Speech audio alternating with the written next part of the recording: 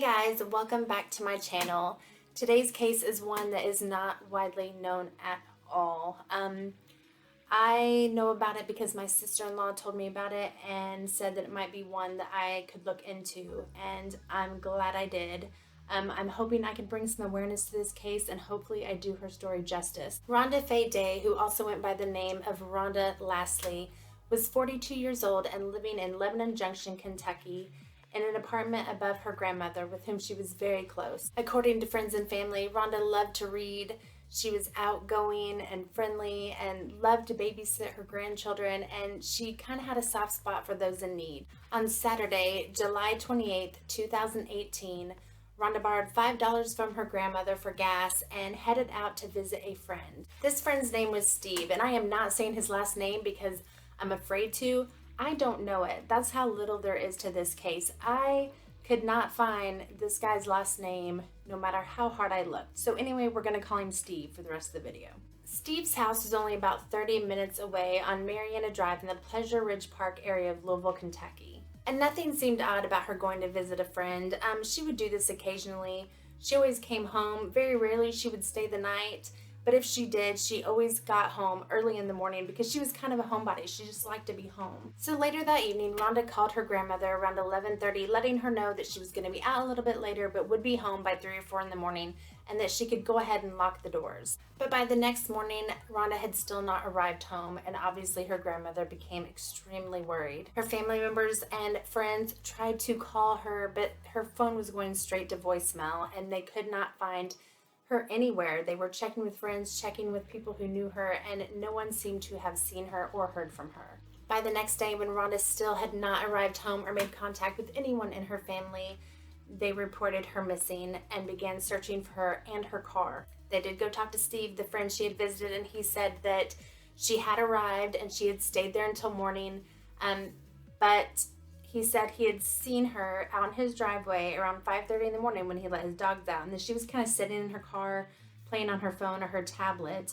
and that he went in and went back to bed, and he didn't know what time she left. For days there was no sign of Rhonda, but finally on Friday, August 3rd, 2018, her blue Chevy Aveo was found 1.3 miles away from Steve's home. It was found in the 8600 block of Cane Run Road, but none of Rhonda's personal belongings were inside of the car.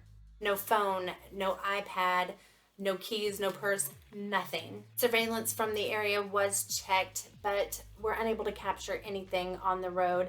I've been in that area. I live pretty close to Louisville, and I've been in that area of Cane Run Road, and I believe most of the buildings are kind of far back from the road, so I can understand why cameras maybe wouldn't have been able to catch anything. The car was facing in the direction of her home, so it seems like she was, attempting to get back to her apartment.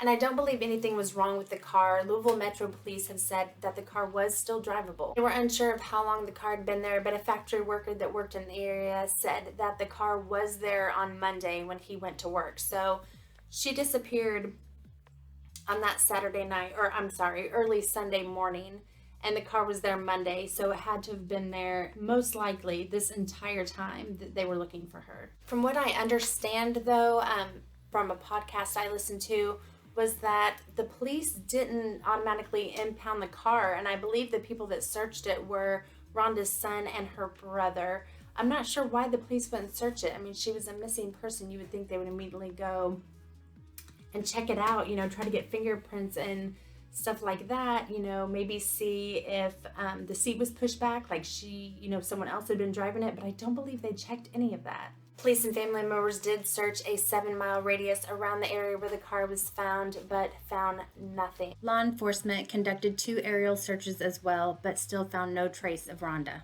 They did check the gas station where she would have gotten gas, and the clerk confirmed that she did stop and get $5 worth of gas that night.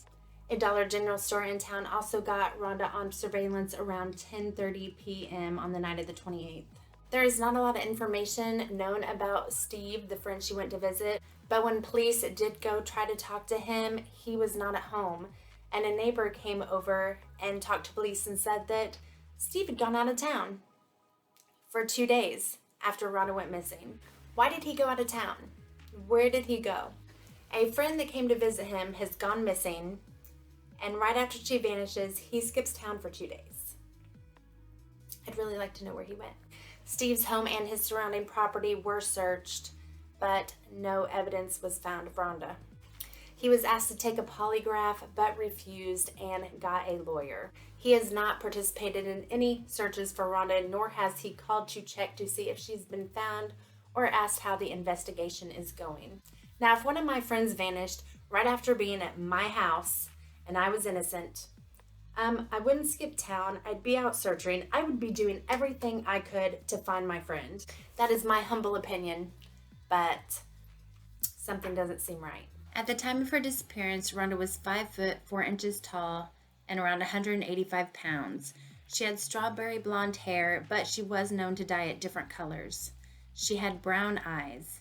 She has a tattoo of the infinity symbol and the word hope on her left wrist and the word sunshine, spelled SONSHINE, on her left ankle.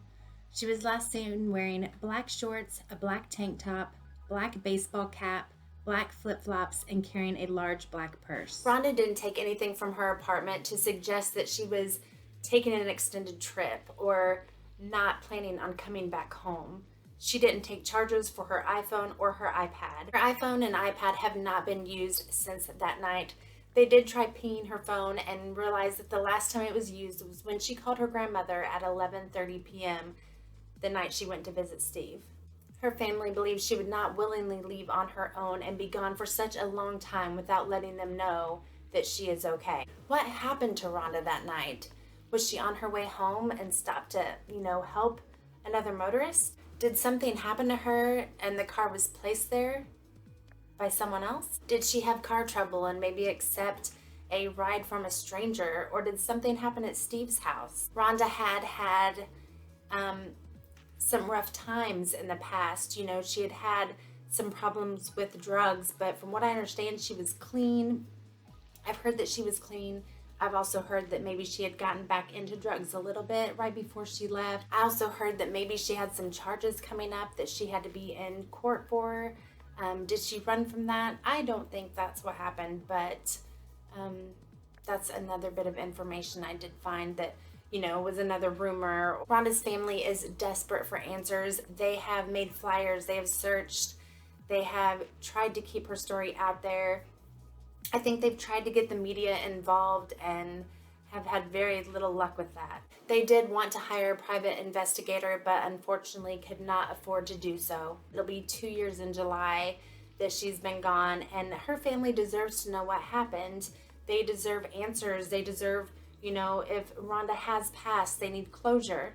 Rhonda loved her family, and she had a 13-year-old cat at home that I'm sure she wouldn't have just left with no care and abandoned. Marissa Jones did an amazing job covering this case on the Vanished podcast, and in that she interviews some of Rhonda's family members and friends. I will link that in the description if you would like to check that out. Her case remains an open investigation with no named suspects at this time. If you have any information on Rhonda Day's disappearance, you are urged to call the Louisville Metro Police Department at 502-574-7111, or you can call their anonymous tip line, which is 502-574-LMPD. Rhonda's family has made a Facebook page for her called Rhonda Day Missing. Please go find that on Facebook and like it. Please share her flyer, share this video, and keep her story out there. Get her story out there. It is not a well-known case. Guys, thank you so much for watching my video. I am probably going to start posting videos on Wednesdays. I know I've kind of been posting them sporadically, just kind of whenever I get one done and posting it, but I think I'm going to make Wednesday the day. Almost positive, but thanks for watching. I'll have another video out soon. Bye.